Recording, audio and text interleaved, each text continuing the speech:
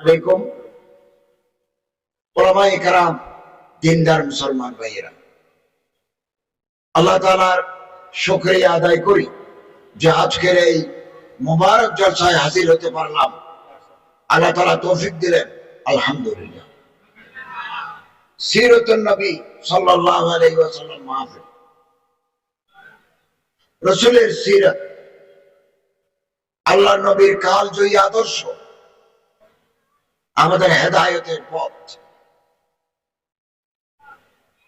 মুসলমানদের ঘরে,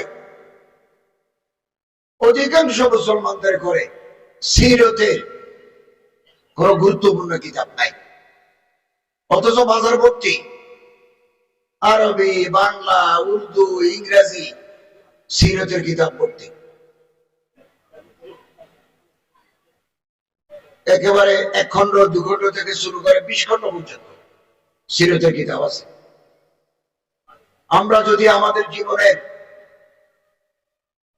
শুরু থেকে শেষ পর্যন্ত ব্যক্তি জীবন, পারিবারিক জীবন, সামাজিক জীবন, রাষ্ট্রীয় জীবন সিরতের আলোকে আলোকিত করতে পারি, তাহলে একটা সুন্দর সমাজ আমরা প্রতিষ্ঠা করতে পারবো ইনশাআল্লাহ। আপনাদের খেদমতে আমি আরজ করব যে আমরা সিরত অধ্যয়ন করব, ঘরে ঘরে সিরতের চর্চা চলবে, চর্চা চলবে। আল্লাহ তাআলা তৌফিক দান করুন, আমিন। এই যে দুনিয়া, যে দুনিয়ায় আমরা আছি, এটা কি?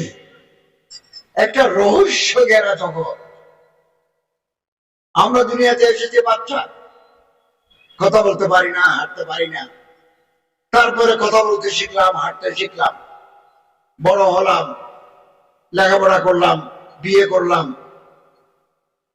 চাকরি করলাম, ব্যবসা বাণিজ্য করলাম, তারপরে একদিন বুড়া হয়ে যাব, বুড়া হয়ে গেলাম, তারপরে বিদায় নিলাম।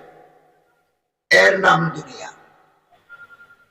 আমাদের আগে যারা দুনিয়া থেকে বিদায় হয়ে গেলেন, তারা কোথায়, কোন দেশে, কি অবস্থায় আছেন তারা? চোখ বন্ধ করলে আমাদের অন্তরের ভিতরে হাহাকার জাগে, কোথায় গেল সে আপন লোকেরা, আর কোনোদিন আর আসবেন না। এই দুনিয়ার সাথে আমাদের জীবন কেমন, সম্পর্কটা কেমন হওয়া দরকার? নবী করিম সাল্লাল্লাহু আলাইহি ওয়াসাল্লামের সাথে দুনিয়ার সম্পর্ক কেমন ছিল? সাহাবায়ে কেরামদের সাথে দুনিয়ার সম্পর্ক কেমন ছিল? তাবেঈন, তবে তাবেঈন, আইম্মে মুজতাহিদিনের সাথে দুনিয়ার সম্পর্ক কেমন ছিল আমাদের জানা দরকার। ইমাম আহমদ ইবনে হাম্বল রাহমাতুল্লাহ আলাইহি থেকে শুরু করে বহু উলামা, সুলাহা, নুকাবা কিতাব লিখেছেন। এ সম্পর্কে কিতাব আছে। হযরত সাল্লাল্লাহু আলাইহি ওয়াসাল্লাম একটা ছোট ঘরে থাকতেন, ছোট ঘরে। আমি অক্টোবর মাসে সৌদি আরব গেছি, সৌদি হজ মন্ত্রী, উমরা মন্ত্রীর সাথে একটু আলোচনা করার জন্য। তো মদিনা শরীফে রাষ্ট্রীয় প্রটোকল হিসেবে আমাকে একেবারে ভিতর দিয়ে ঢুকাই রিয়াজুল জান্নার অংশ, যার সাথে আল্লাহ রাসূলের রওজায়ে মুবারক লাগানো, ওখানে একটা জায়গা আছে একেবারে কাছে। ওখানে দোয়া করেছি, নামাজ আদায় করেছি। রাউজাতুম মিন রিয়াজিল জান্নাহ, এটা হযরতের বাড়ি। সামান কি ছিল? হাকিমুল উম্মাত হযরত আরবির খলিফা সৈয়দ সুলাইমান নদভী রাহমাতুল্লাহ আলাইহি সিরাতুন নবী কিতাবে লিখেছেন ঘরের ভিতরে কি ছিল, সামান কি ছিল। আমাদের ঘরে সামান কি আছে? ওমর ইবনে আব্দুল আজিজ, উমাইয়া খলিফা রাষ্ট্র পরিচালনার পর মাঝে মধ্যে একটা কামরায় গিয়ে একটু আরাম করতেন। ওই কামরায় কি? ওই কামরায় একটা খাট, যে খাটের উপর আল্লাহ রাসূল থাকতেন। একটা কাঠের পেয়ালা, একটা কাঠের মশক, আরো কিছু হযরতের সাজ ও সামান নিয়ে একটা ছোট্ট করে রাখা আছে। মাঝে মধ্যে ওখানে গিয়ে উনি বসতেন, একটু আরাম করতেন।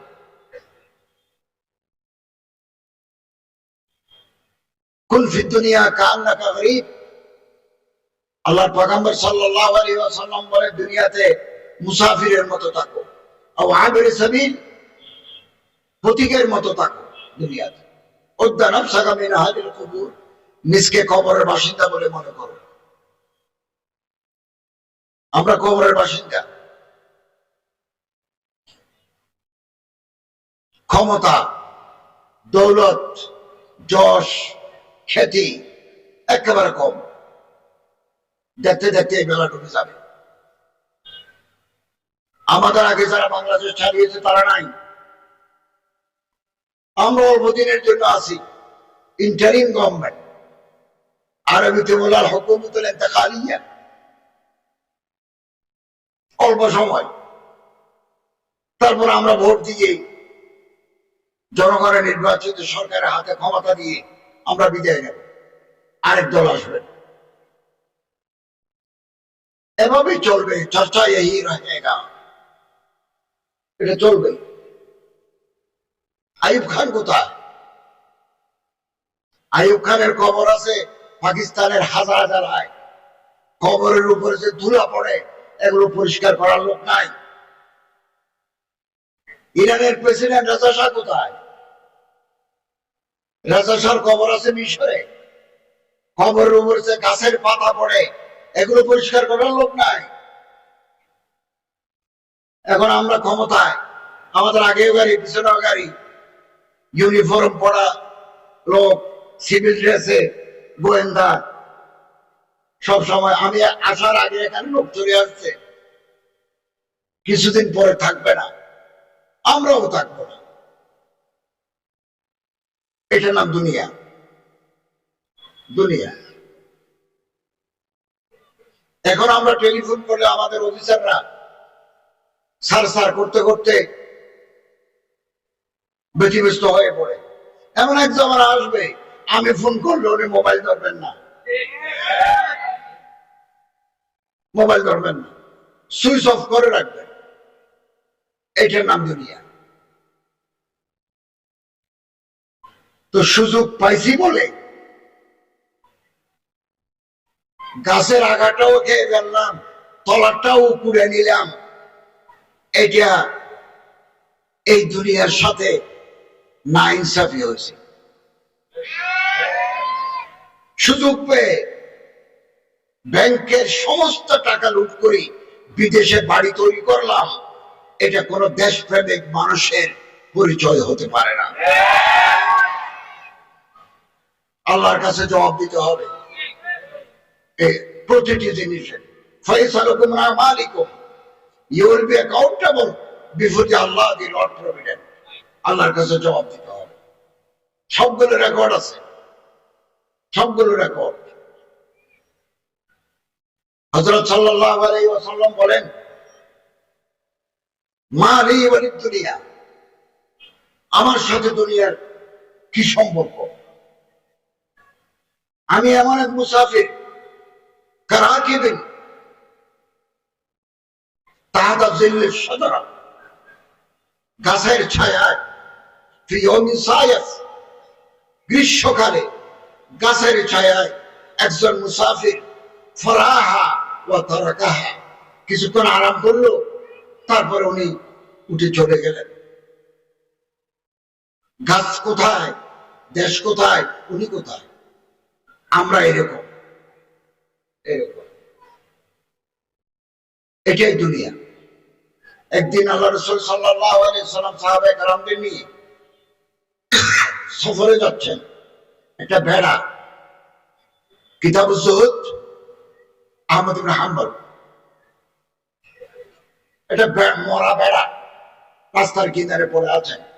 হযরত সাল্লাল্লাহু আলাইহি ওয়াসাল্লাম বলেন, ও আমার সাহাবা, 2 টাকা দিই, 2 দিরহাম দিই, এই ছাগলটা কে কিনবে বলো? সাহাবারা বলে, হুজুর 2 টাকা নয়, মফত যদি কেউ আমাদের দেয় আমরা এই মরা ছাগল কিনব না। নবী করিম সাল্লাল্লাহু আলাইহি ওয়াসাল্লাম বলেন, আল্লাহর কাছে এই দুনিয়া এ মরা ছাগলের চাইতেও কম। আহবানু আলাল্লাহ বিন হাদি, এটা নাম দুনিয়া। যে পুলিশ আমাদের পাহারা দেয়, সেলুট মারে, সময়ের ব্যবধানে এই পুলিশ আমার হাত করা দেবে, এটা নাম দুনিয়া, এটা নাম দুনিয়া। এই জন্য আমি রাতের বেলা আল্লাহর ওলিদের দরবারে যাই, গাড়ি একটু দূরে রেখে যাই। সাধারণত রাষ্ট্রীয় দায়িত্ব থাকার কারণে without protocol, without gunman, we can't travel to any parts of the country. আমরা পারি না। ওই চুল কাটতে হলে ওই সেলুনওয়ালাকে করে নাকি কয়দিন? বহু মানুষ ঘর বানায়, বিল্ডিং বানায়, তিনি জানেন না এই বিল্ডিং এ উনি থাকতে পারবেন না। থাকার জন্য কটা বাড়ি লাগে, কটা বাড়ি লাগে। একটি যুদ্ধের মাধ্যমে আমরা এই দেশ অর্জন করেছি। লক্ষ কোটি উলামায়ে কেরামের চোখের পানির বরকতে এই দেশে মসজিদ, মাদ্রাসা, খানাকাহ ভর্তি হয়ে গেছে। এই দেশটাকে শেষ করে দেওয়া, সমস্ত ইনস্টিটিউশনকে ধ্বংস করে দেওয়া কোনদিন দেশপ্রেমীকে পরিচয় হতে পারে। সম্মানিত হাজরিন, সিরত থেকে আমরা আদর্শ গ্রহণ করি, সিরতের রাসূল থেকে আদর্শ গ্রহণ করি। আল্লাহর ডর আমাদের কলিজার ভিতরে ঢুকাই। তাকওয়াল্লাহ, আল্লাহ আমারে দেখেন, আমি আল্লাহরে দেখি। আমি আল্লাহরে না দেখলো আল্লাহ আমারে দেখেন। আমি আল্লাহর সামনে আছি, এর নাম তাকওয়া। এই তাকওয়াই মানুষের মুক্তির পথ, মুক্তির পথ। সাহাবায়ে কেরাম রাদিয়াল্লাহু তাআলা ব্যবসা করতেন। হযরত আব্দুর রহমান ইবনে আউফ ব্যবসায়ী, হযরত ওমর ব্যবসায়ী, হযরত ওসমান রাদিয়াল্লাহু তাআলা ব্যবসায়ী। কিন্তু ওনাদের টাকা ইসলামের সেবায়, দ্বীনের সেবায় ওনাদের অর্থ ব্যয় হয়েছে। হযরত ওসমান রাদিয়াল্লাহু তাআলা আনহু তাবুকের যুদ্ধ, গজওয়াত তাবুক, তাবুকের যুদ্ধে উনি একেবারে স্বর্ণ মুদ্রা কোরতাতে করে এনে আল্লাহ রাসূলের কোলে ঢালি দিলেন। হযরতের সোনার টাকাগুলো নাড়াচাড়া করে বলে, মাদার উসমান বাদাল ইয়ম, আজকের পর থেকে উসমানের আর কোনো ভয় নাই। তাবুকের যুদ্ধে আমি ইনশাআল্লাহ আজিজ জানুয়ারিতে সৌদি মন্ত্রীর সাথে হজের চুক্তি করার জন্য যাব। এই চুক্তি করার পর আমি আমাদের জেদ্দাতে একজন অ্যাম্বাসেডর আছেন, কনসুলেট জেনারেল, কনসাল জেনারেল, ওনাকে নিয়ে তাবুক যাব। 1100-1200 কিলোমিটার। ওই জায়গাটা দেখবো, যেখানে আল্লাহ রাসূল সাল্লাল্লাহু আলাইহি ওয়াসাল্লাম ছিলেন। ওই জায়গা দেখতে যাব। এবং টাকাটা ভালো, টাকা থাকলে হজ করা যায়, টাকা থাকলে যাকাত দেওয়া যায়, টাকা থাকলে মসজিদ মাদ্রাসা তৈরি করে দেওয়া যায়, টাকা থাকলে ইসলামের খেদমত করা যায়, যুদ্ধের ময়দানে, যুদ্ধের তহবিলে দান করা যায়। কিন্তু টাকা যদি আমারে গোমরাহ করে ফেলে, এই টাকা আমার জন্য অভিশাপ, অভিশাপ। সম্মানিত হাজরিন, নবী করিম সাল্লাল্লাহু আলাইহি ওয়াসাল্লামের পুরো জীবন, মা আনা আলাইহি ওয়া আসহাবিহি, হযরতের জীবন, হযরতের সাহাবায়ে কেরামদের জীবন আমাদের তরিকা। এখন আলহামদুলিল্লাহ বাজারে সিরাতুস সাহাবা 17 খণ্ড বাজারে আসছে বাংলা হয়ে। প্রথম খণ্ড আমার ভূমিকা আছে, ভূমিকা লিখে দিয়েছি। মাকতাবুল আজহার, আজহার নয়, আরেকটা কি প্রতিষ্ঠান বাংলা বাজার থেকে বের করেছে। এখন আলহামদুলিল্লাহ আমরা মাদ্রাসায় পড়ার সময়, ইউনিভার্সিটিতে পড়ার সময় বাচ্চা হারুন রশিদ, মামুনুর রশিদ, স্পেনের ইতিহাস, ফাতেমিদের ইতিহাস, উত্তর আফ্রিকার ইতিহাস, খুব বাংলা বই ছিল না, ইংরেজি বই ছিল। এখন আলহামদুলিল্লাহ ডক্টর আলী সাল্লাবি সারজানি আরবিতে এত বড় বড় কিতাব লিখছেন। বাংলাদেশের তরুণ ওলামা, অনুবাদক, লেখকরা সুন্দর বাংলায় তর্জমা করে বাংলা ভাষা সাহিত্যের উৎকর্ষ সাধন করেছেন।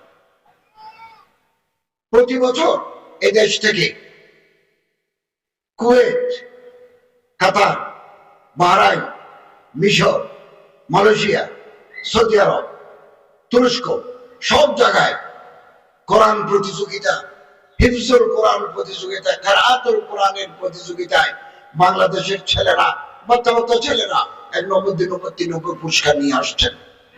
এদিন কুয়েত 1 নম্বর 3 নম্বর বাংলাদেশি, তুরস্কে 1 নম্বর বাংলাদেশি, বহুদিন যাবত এটা করে আসছে। অথচ বাংলাদেশ, এখানে আমরা আরবিতে কথা বলি না, গায়রু নাতিকিনা বিহা, গায়রু নাতিকিনা বিহা, এদেশের মানুষরা আরবিতে কথা বলে না, কিন্তু কোরআনুল কারীমের চর্চা, তেলাওয়াত, তাহফিজ এত সুন্দরভাবে হচ্ছে।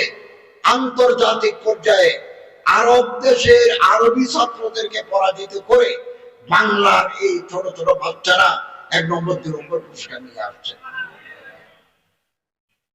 এবং এটা বাংলাদেশ কোরআনের উর্বর ভূমি। আমরা যদি সিরাতুর রাসূল মানি চলি, সিরাতুর রাসূলের আদর্শে জীবন গড়ি, খুব বেশি দিন লাগবে না কোরআনের আদর্শে সমাজ প্রতিষ্ঠা হবে। কোরআনের আদর্শে সমাজ, এটাই মুক্তির পথ, মুক্তির পথ।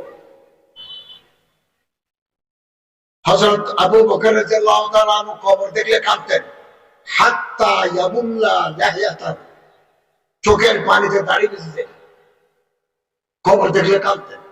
কবর আছে তো, এখনো তো কবর আছে। সম্মানিত হাজিরিন, শরীরে রক্ত আছে 5.5 লিটার, হাড্ডি গোস্ত আছে 60 থেকে 70 কেজি। 1 ফোঁটা রক্ত, 1 টুকরা গোস্ত, 1 টুকরা হাড্ডি যদি হারাম দিয়ে তৈরি হয়, আল্লাহর পয়গম্বর সাল্লাল্লাহু আলাইহি ওয়াসাল্লাম বলেন এই শরীর বেহেশতে যাবে না। লা ইয়াদখুলুল জান্নাতা জাসাদুন গুযিয়া বিল হারাম, বেহেশতে যাবে না। চেয়ারে বসতে পারলেই লুটপাট করার মানসিকতা বড় জঘন্য, জঘন্য মানসিকতা।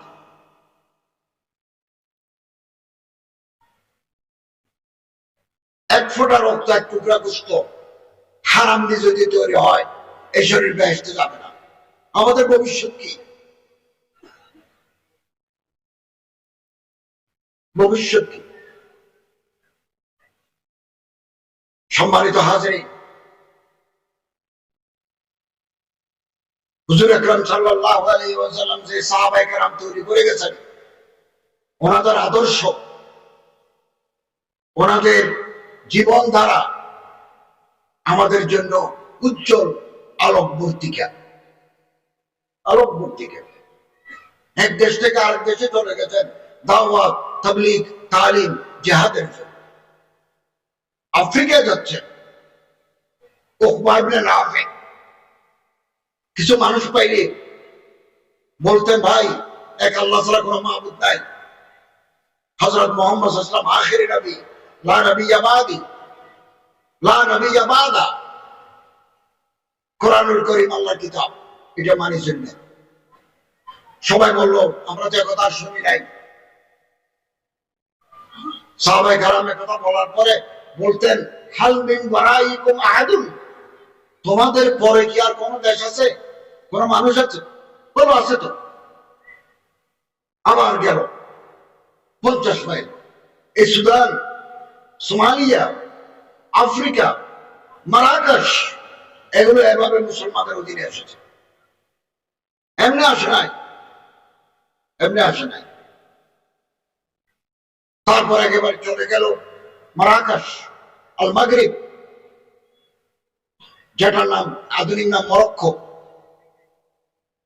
দাওয়াতি কাজ করে তসবিহও আছে, জানামাজও আছে, কোরআন শরীফও আছে, তরবারিও সাথে রাখছেন। তসবি ধরে যদি টান মারে, জানামাজ যদি কেড়ে নিতে চায়, আল্লাহর কালামের সাথে যদি বেয়াদবি করে, তাহলে তরবারি ঝলসি হবে। হযরত শাহজালাল রাহমাতুল্লাহ আলাইহি সিলেটে এসেছেন, আমরা জানি না ওনার ইয়াদগার, ওনার নওয়াজেরাত বহু বছর আগে, আমি যখন ছাত্র, বিশ্ববিদ্যালয়ের ছাত্র, আমি তখন প্রথমবারের মতো সিলেটে গেছি। আমি তো একটা পত্রিকায়ও কাজ করতাম, একটা ইংরেজি পত্রিকায়। তো আমি ওনার বাড়িতে গেছি, বললাম যে ওনার কিছু স্মৃতি আমাদের দেখান। তো একটা জায়নামাজ দেখালেন, ছিঁড়ে যাচ্ছে, একটা স্যান্ডেল দেখালেন, গাছের খড়ম, আর একটা তরোয়ার দেখালেন, তরোয়ারের ডাঁট যেটা আছে কাঠের, এটা নষ্ট হয়ে গেছে, তলোয়ারটা আছে অনেক লম্বা। আমি মনে মনে ভাবলাম, আল্লাহ রে বলি, বাংলাদেশে দাওয়াত তাবলীগের কাজ করার সময় তলোয়ার আনতেও ভুলেন নাই,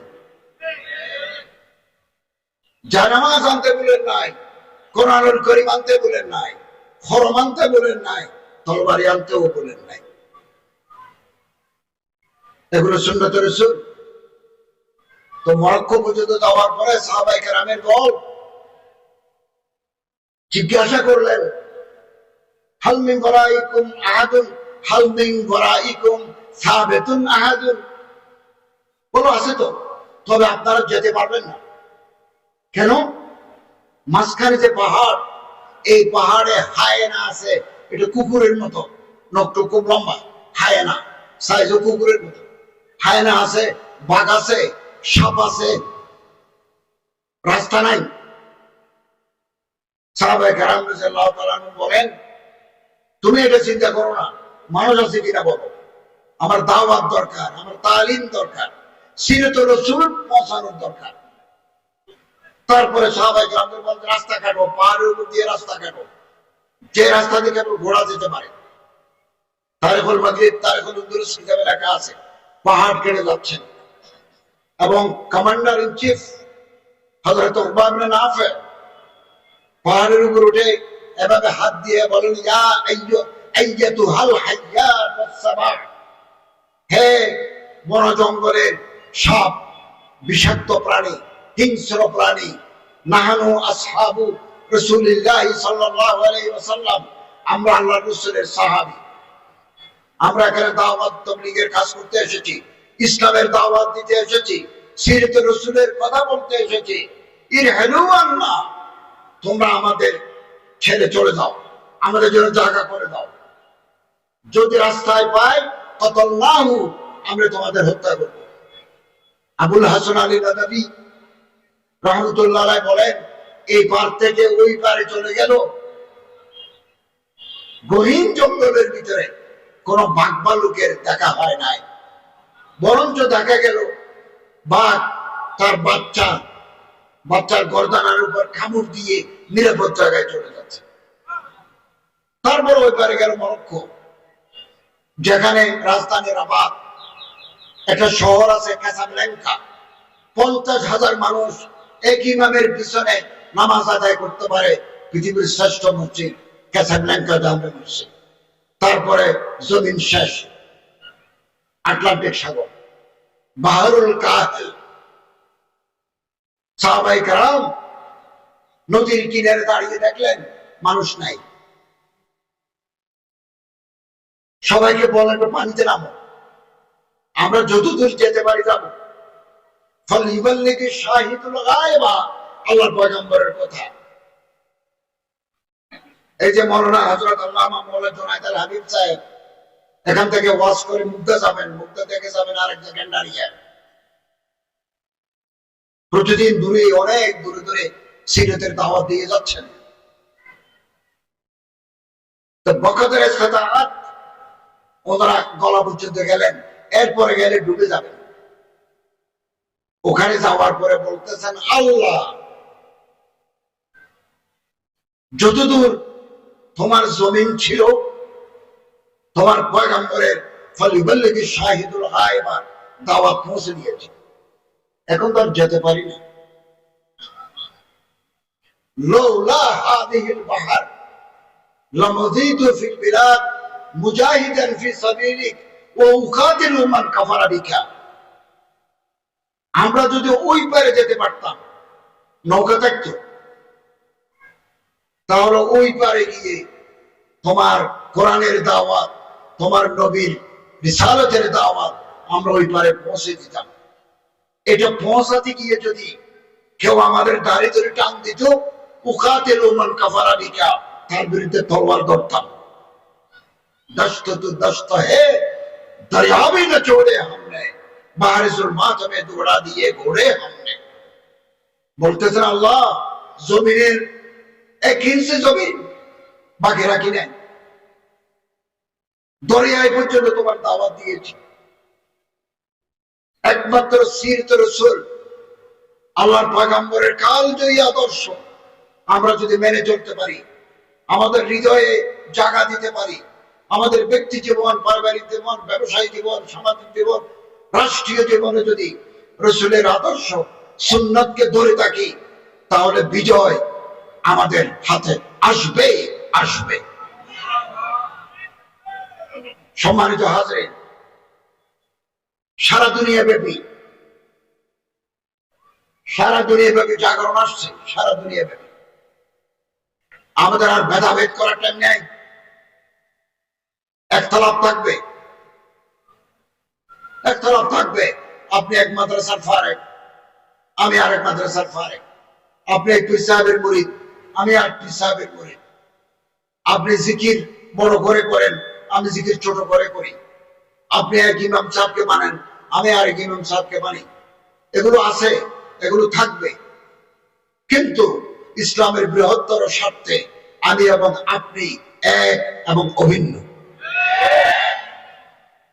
আলেমদের মধ্যে, মুসলমানদের মধ্যে একতলাপ, ইফতিরাক, দলাদলি, হানাহানি, বিবাদ তৈরি করার জন্য শত্রু তৈরি আছে। আসুন একে অপরের হাত ধরি, মানুষের গুণগুলো দেখি, দোষগুলো চশমপুষি করি। ফার্সিতে একটা কথা আছে, চশমপুষি, দেখেও না দেখার পান করা। আপনার দোষ, আমার দোষ, সবার দোষ আছে, দোষগুলো দেখবো না, গুণগুলো দেখবো, দোষগুলো ইসলাহ করো। হযরত মুজাদ্দিদ আল-ফসানি রাহমাতুল্লাহি আলাইহি, ওনার কিতাবের নাম মকতুবাত। মকতুবাতে লিখেছেন, দিদে কুসুর, আল্লাহ যদি কোনো বান্দাকে দয়া করতে চান, নিজের দোষ নিজে দেখার তৌফিক দান করেন। আমরা আমাদের দোষ দেখি না, আমরা আপনাদের দোষ দেখি, আপনি আমাদের দোষ দেখেন।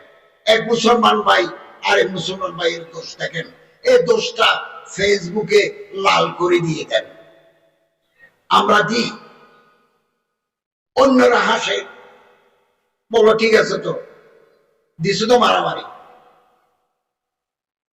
আমরা করি দলাদলি, আমরা করি বিভেদ, আল্লাহর দোষ পাগলা রাস্তায় দাঁড়িয়ে মুস্কি হাসে। ঐক্যই শক্তি, শক্তি শান্তি। আমরা আলহামদুলিল্লাহ, আসুন সিরাতে রাসূলের চর্চা করি। বহু দামি দামি কিতাব বাজারে আছে, বহু দামি দামি কিতাব, মুদাল্লাল, মুফাসসাল, সাবলীল বাংলায় আমাদের তরুণ ভাইরা তরজমা করেছেন। খুব কম কম বয়সী ছেলেরা তাদের বাংলা কত উচ্চ, আরবি থেকে বাংলা করছে যে কত উচ্চ। এটা বাংলা সাহিত্যে, বাংলা ভাষার নবতর সংযোজন আলেমরা এগিয়ে আসছে। এবং পাবলিক কানেক্টিভিটি, জনসম্পৃক্ততা আমাদের বাড়াতে হবে। আমরা যেহেতু আগে ময়দানে ছিলাম, আগেও আমি আলেমদের সাথে আপনাদের সাথে ছিলাম, এখনো আছি, আগামী দিনেও থাকবো। এবং এই জনসম্পৃক্ততা আমাদের কথা মানুষ ধরে, জোনায়েদ আল হাবিব সাহেবের কথা মানুষ ধরে, এবং হযরত মাওলানা হাবিবুল্লাহ মাহমুদ কাসেমি, হযরত মাওলানা নজরুল ইসলাম কাসেমি, আরেকদিন হাবিব, আসাদ আল হুসাইনি, মাওলানা আব্দুল হালিম সাহেব সহ যারা আছেন, ওনাদের কথা মানুষ শুনে ঘন্টার পর ঘন্টা বসে দেয়। এখানে যে সিরুদের কথা শুনতেছেন, পয়সা দিতে হয় নাই। জোনায়েদ আল হাবিব সাহেব জানেন, বিদেশে এরকম কথা শুনতে হলে টিকিট কেটে ঢুকতে হয়। আমি আগামী সপ্তাহে লন্ডনে একটা বক্তৃতা করব,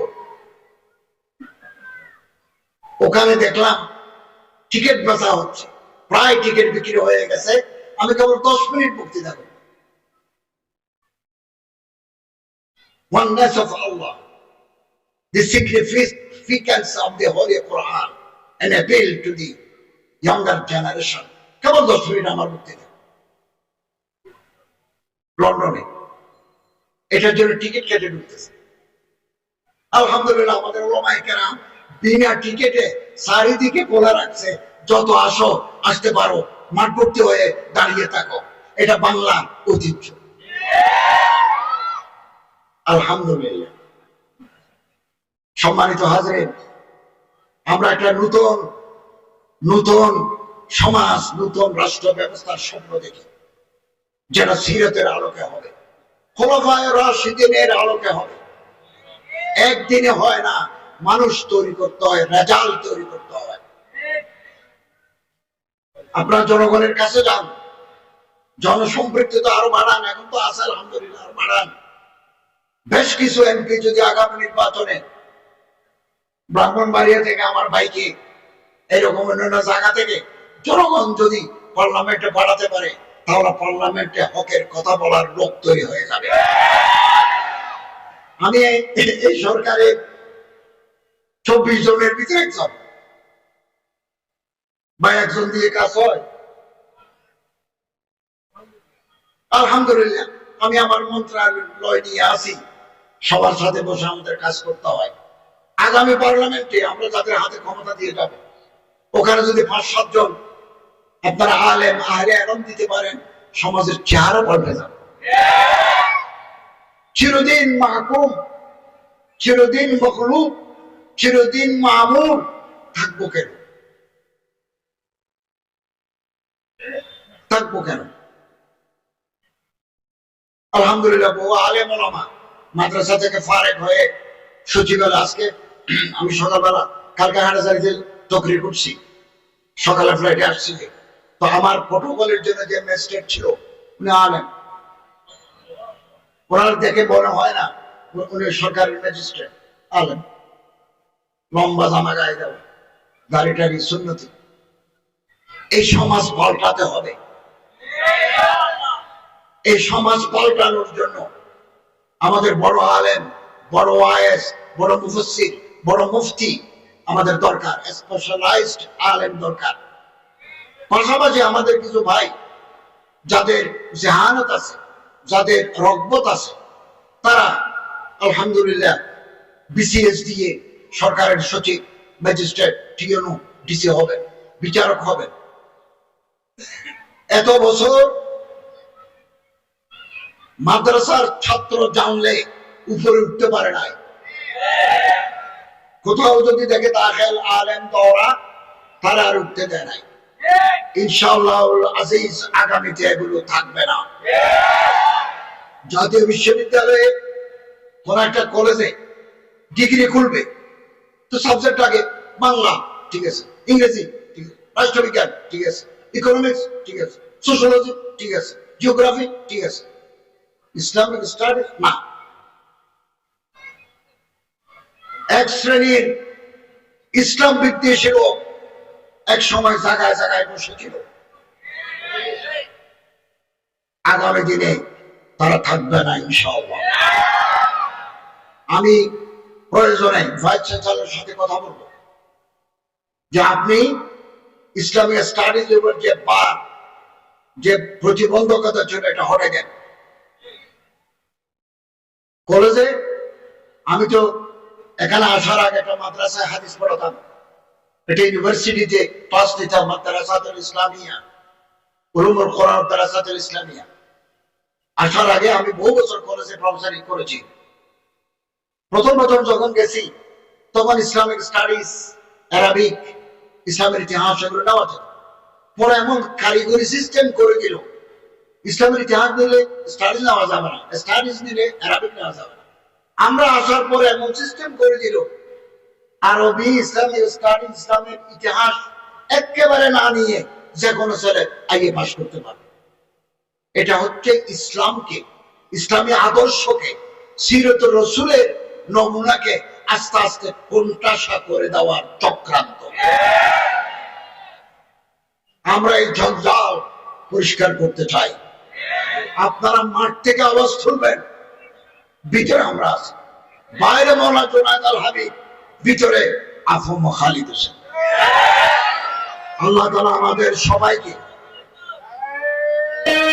তাকবীর, নারে তাকবীর।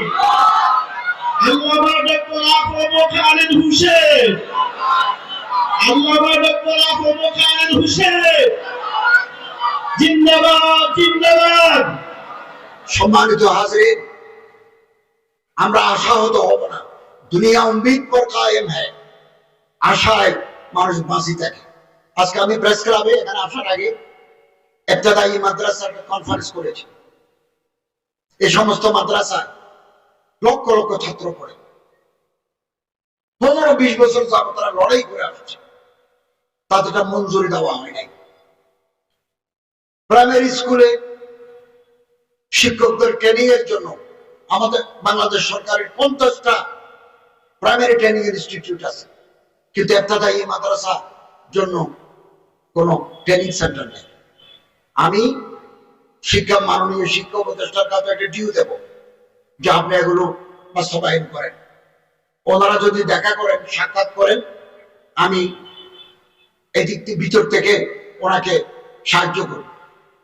আলজেরিয়া রাষ্ট্রদূত আমার সাথে দেখা করতে হবে। কালকে সৌদি আরবের অ্যাম্বাসেডর আসবেন, আমার মিনিস্ট্রিতে আসবেন, দেখা করবেন। আলজেরিয়া রাষ্ট্রদূতকে বলেছি যে আপনি আমাদের বিভিন্ন মাদ্রাসায় আরবি টিচার দেন। আলজেরিয়ার ভাষা আরবি এবং ফরাসি, ফরাসি মানে ফার্সি নয়, ফ্রেঞ্চ, আরবি ফরাসি।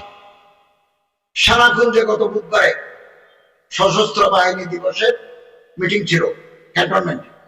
আমার সাথে আবার আলজেরিয়ার রাষ্ট্রদূতের দেখা হয়েছে। তিনি আমারে বললেন, আপনি যদি উদ্যোগ নেন, এদেশের কোন মাদ্রাসা যদি রাজি হয়, তাহলে আমি আলজেরিয়া থেকে ভালো আরবি জানে মাদ্রাসার ছাত্রদের লোহা আল আদব আল আরবি শেখার জন্য প্রফেসর দেব। আমাদের কোন মাদ্রাসা, তবে আপনি মেহমান আনবেন, ওনারা কি খায়, কোন মানের জায়গায় থাকে, এগুলো আগে থেকে নিশ্চিত হতে হবে। বেতন দিতে হলেও দিবেন। ওনারা ওখানকার জামিয়ার উস্তাদ, এখানে আসবেন, 6 মাস থাকবেন, 6 মাসের বেতন দিতে হবে। ওনারা এই পানি খাবেন না, মিনারেল ওয়াটার খাবেন, মিনারেল ওয়াটার দিতে হবে। ওনারা যেভাবে তবিয়তে কুলায় যেটা খেতে চায় এটা দিতে হবে। বাংলাদেশের কোন মাদ্রাসা রাজি থাকেন, আমার ধর্ম মন্ত্রণালয় থেকে বিদেশি প্রফেসর আনি আরবি, কারণ আরবি হচ্ছে কোরআনের ভাষা, আরবি হাদিসের ভাষা, আরবি আমার দ্বীনের ভাষা।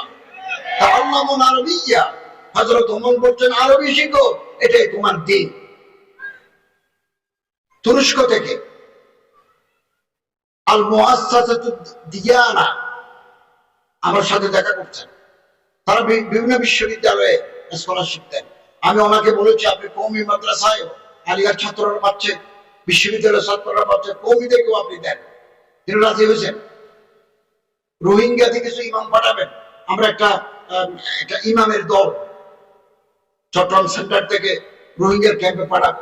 ওনারও আমি অনুরোধ করেছি, এই মাদ্রাসাগুলোতে খুব ভালো ভালো ছাত্র আছে, হালত বেশি ভালো নয়, আর্থিক অবস্থা ভালো নয়, আপনারা স্কলারশিপ দিবেন।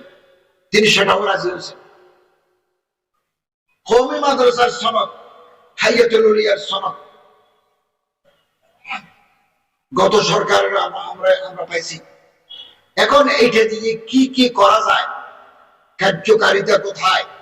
আমি শিক্ষা উপদেষ্টার সাথে মুখে কথা বলেছি, আমি একটা ডিউ লেটার দেব যে আপনি ঢাকা বিশ্ববিদ্যালয়ের আরবি ইসলামিক স্টাডিজ অথবা মাদ্রাসার ছাত্র কামিল ফিল হাদিস, কামিল ফিল ফিকহ ইসলামী, কামিল ফিল লুগা, এই বিভাগ থেকে পাশ করে তারা যেই যে জায়গায় খেদমত করতে পারে ওই ওই জায়গায় কওমি মাদ্রাসার হাইয়াতুল উলিয়ার সনদে আফতারদেরকেও একই সুযোগ দিতে হবে। এটা আমি নোট দেব। আমার আজ সকালেও আমার সাথে মুফাকুল মাদারিসের চেয়ারম্যান হযরত আল্লামা মাওলানা মাহমুদুল হাসান সাহেব জিবে মালিকের সাথে ওনার মাদ্রাসা আমার কথা হয়েছে। ওনারা বাইরে থেকে চেষ্টা করবেন, ভিতর থেকে আমি চেষ্টা করে যাব। ইনশাআল্লাহ আজিজ, আমরা দায়িত্বে থাকতেই এই কাজগুলো করে যেতে চাই। কেবল আপনাদের সহযোগিতা করা দরকার, আল্লাহর রহমত দরকার, আলেম ওলামাদের নজরে করম, ছায়ায়ে আতিফত দরকার। আমরা মানুষ হিসেবে আমাদের ভুল হতে পারে, লজ্জিসাত হতে পারে।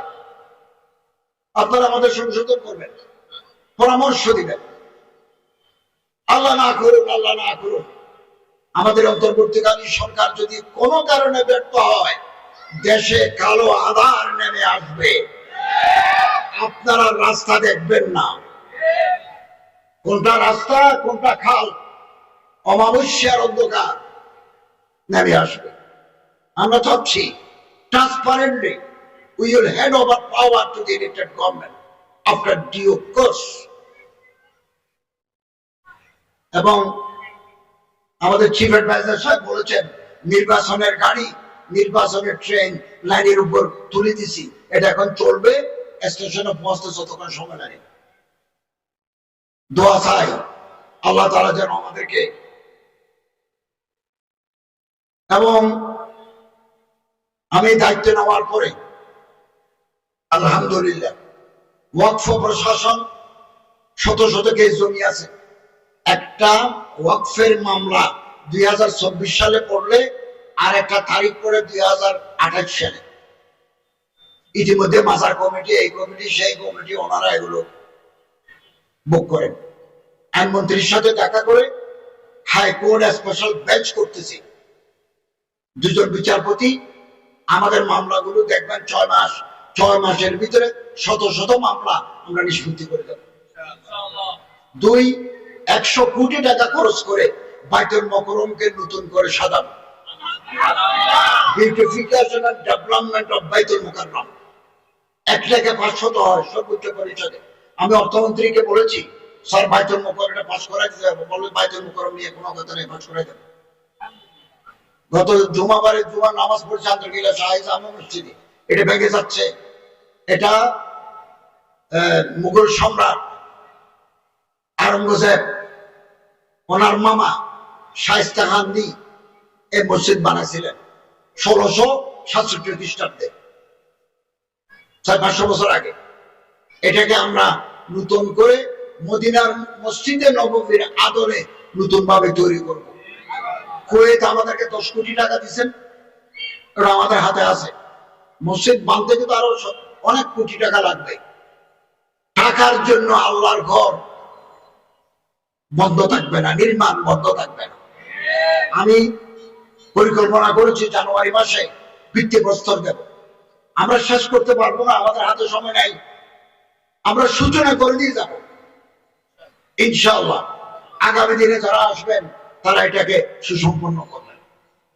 ইসলামিক ফাউন্ডেশন স্থবির হয়ে আছে, প্রাণ নাই। আমরা ইসলামিক ফাউন্ডেশনের ভিতরে প্রাণের সঞ্চার করার জন্য উদ্যোগ গ্রহণ করেছি। আবার ইসলামী বিশ্বকোষ ছাপবে, আবার গবেষণা পত্রিকা বের হবে, ভালো ভালো আলেমদেরকে লেখক হিসেবে আমরা নিয়োগ করব। সব জায়গায় ইমাম মুয়াজ্জিন, ইমামদের মর্যাদা সমাজে নাই। আমি 16 বছর ইমাম ছিলাম, খতিব ছিলাম, আমেরিকায় বাড়ি আছে, আমারও দোয়া করার জন্য দেয় 50 টাকা। মনে করে যে হুজুর তো 50 টাকার হুজুর, অথচ আমি 30 লক্ষ টাকার গাড়ি নিয়ে মসজিদে যাই। আমরা একটা পে স্কেল করবো ইমাম মুয়াজ্জিন খতিবের জন্য। কাজ শুরু হয়েছে। ঢাকা বিশ্ববিদ্যালয়ের প্রফেসর সাহেব যে বেতন পান, according to pay scale of 2015 corresponding এভাবে রেখে আমি কাজ শুরু করে দিয়েছি এক্সপার্টদের দিয়ে। একজন ইমামকে, একজন খতিবকে ওই মানের বেতন দিতে হবে। সরকারি মসজিদ, হাজার হাজার সরকারি মসজিদ আছে, বিভিন্ন কর্পোরেশনের মসজিদ আছে, হুজুরদের বেতন নেই। এটা হবে না। অর্থ মন্ত্রণালয়ের সাথে করে ইউনিফাইড বেতন স্কেল দিয়ে দেবে। আর যারা বেসরকারি মসজিদ, টিএনও, ইউএনও অথবা ডিসির মাধ্যমে অথবা মেয়রের মাধ্যমে, কাউন্সিলরের মাধ্যমে আমরা এটা নজরদারি করব। মসজিদে 5 কোটি টাকা ব্যাংকে জমা, ইমামের বেতন দেন। ইমামকে ঈদাই 2 ঈদের বোনাস দেন। এটা হবে না। এই না হিসাবে হবে না, এই বৈষম্য হবে না। ইমামদের সামাজিক মর্যাদা বৃদ্ধি করার জন্য একেবারে গেজেট করে প্রজ্ঞাপন জারি করে দেব। হজে আমি প্রায় 1 লক্ষ টাকা কমিয়েছি, 1,09,000। ভাতের খরচ 40,000 টাকা, বাদ দিলেও 70,000 টাকা কম। অতীতে কোনোদিন এত কম হয় নাই। আর আমরা সিদ্ধান্ত নিয়েছি সরকারের টাকায় কোন ব্যক্তিকে আমরা হজ করাবো না। কেবলমাত্র হজের সাথে যারা যুক্ত, হজ ম্যানেজমেন্টের সাথে যারা যুক্ত, আমরা তাদেরকে নেব। আমি আপনাদেরকে সরকারি পর্যায়ে হজে যাওয়ার জন্য দাওয়াত দিচ্ছি। এবার আমরা গোয়েন্দা সংস্থা থেকে লোক নেব, ডিজিএফআই থেকে নেব, এনএসআই থেকে নেব, এসবি থেকে নেব, আরো গোয়েন্দা সংস্থা আছে আমাদের, ওখান থেকে লোক নেব। বেসরকারি এজেন্সি, সরকারি কর্তৃপক্ষ হাজিদেরকে কি কি সুযোগ সুবিধা দিচ্ছে, রাখছে কোথায়, কি মানের খাবার দেয়, হোটেলের এসি চলে কিনা, হোটেলের লিফট চলে কিনা, এগুলো তদারক করে ওনারা আমাদেরকে রিপোর্ট দেবেন। যারা দায়ী হবেন আইন অনুযায়ী আমরা তাদের বিরুদ্ধে ব্যবস্থা নেব। আমরা চেষ্টা করে যাচ্ছি। কেবল আপনাদের দোয়া দরকার, আল্লাহর রহমত দরকার। সম্মানিত হাজিরিন, আমরা আমাদের ইমাম প্রশিক্ষণ একাডেমি থেকে যারা প্রশিক্ষণ নিয়েছেন, 45 দিনের প্রশিক্ষণ দিয়ে আমরা বহু বছর যাবত এগুলো চলে আসছে।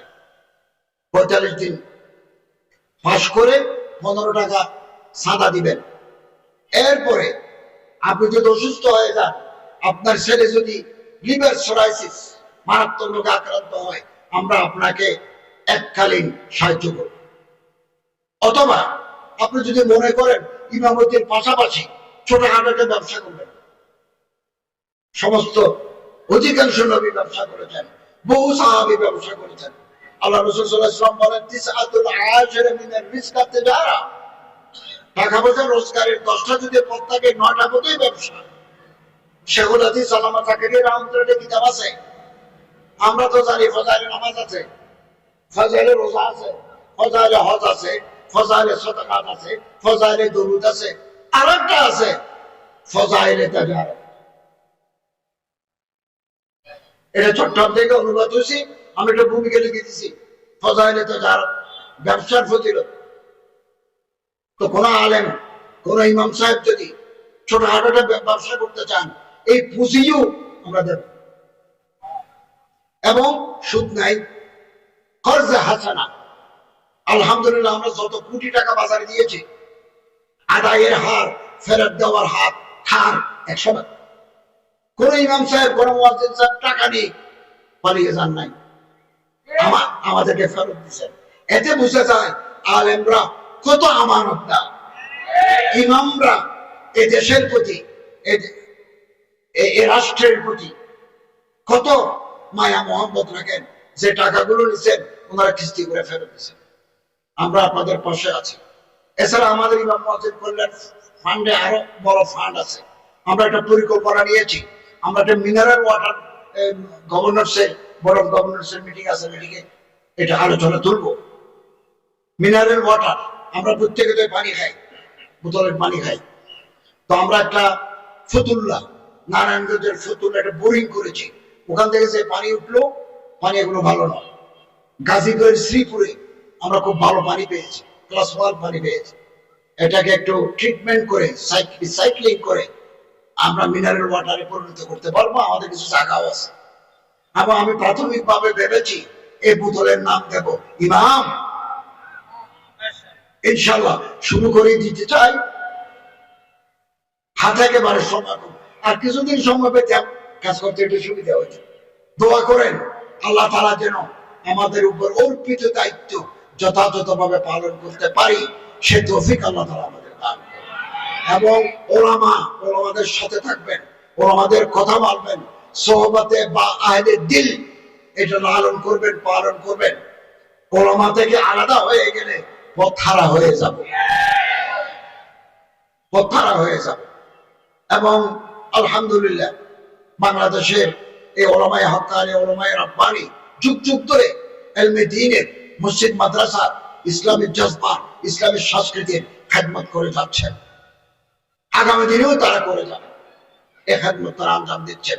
এই দেশে 53 বছরে, এমনকি পাকিস্তানের 25 বছরে, পাকিস্তানের অনেক সময় আমরা দেখেছি, পাকিস্তানের 25 বছর, বাংলাদেশের 53 বছরে, এই বাংলাদেশে যখনই কোনো ফিতনা আল্লাহ রসুলের বিরুদ্ধে, আজমতে কোরআন, আজমতে সাহাবা, কেউ যদি আল্লাহ রসুলকে গালি দেয়, নাউজুবিল্লাহ, উস্কানি দেয় অথবা নাজায়েজ কথা বলে, ওলামায়ে কেরাম ময়দানে ঝাঁপিয়ে পড়েছেন। কখনো ঘাম দিয়েছেন, কখনো রক্ত দিয়েছেন। এই দেশের ওলামাদের ঐতিহ্য আছে, সেই ঐতিহ্য আমাদের লালন করতে হবে। আল্লাহ তাআলা তৌফিক দান করুন, আমিন। ওয়া আখিরু দাওয়ানা আলহামদুলিল্লাহি রাব্বিল আলামিন।